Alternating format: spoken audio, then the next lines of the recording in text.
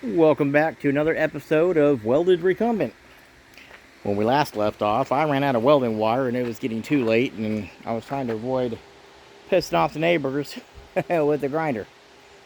I live on 3 acres, so the neighbors are relatively close, but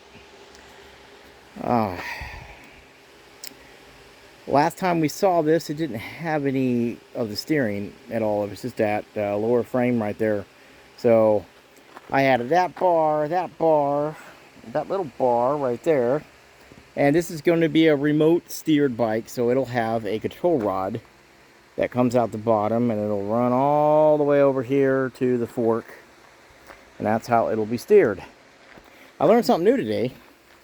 This is a normal head tube off any old cheap bicycle where, you know, your stem slides into it and not over the top of it. But when I had cut this out of a bicycle and cleaned off the forks, when I flipped it upside down today, I realized that this is dang near the perfect size.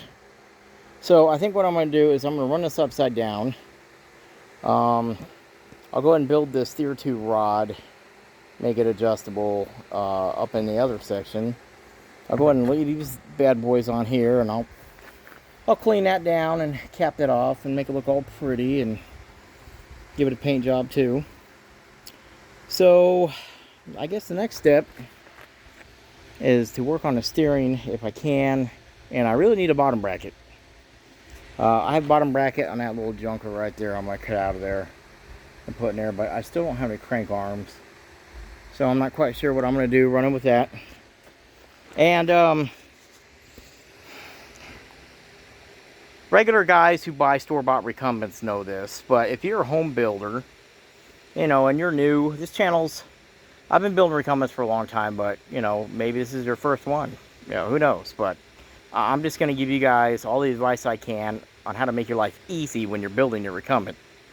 I was kind of in a hurry to throw the seats together and get them on, which I did, but on even my recumbent motorcycles and all store-bought recumbent bicycles, there's a reason why the bottom seat is lifted up a little bit at an angle. And that's because if your pedals are below your seat, your back will tend to just kind of naturally bow right here and not be up against the seat. And the way you can get rid of that is make sure your bottom seat is tilted up a couple degrees. Doesn't have to be much, just a couple degrees, and that seems to be about perfect for holding you in the seat better. Now, this won't be the only one I build for this channel. I'm going to build a bunch of these things and all kinds of different sizes and shapes and motors and all that. So, all right, guys. Nothing too shocking. Got this stupid fork over here. Got to zip tight to the frame, keep it from spinning around.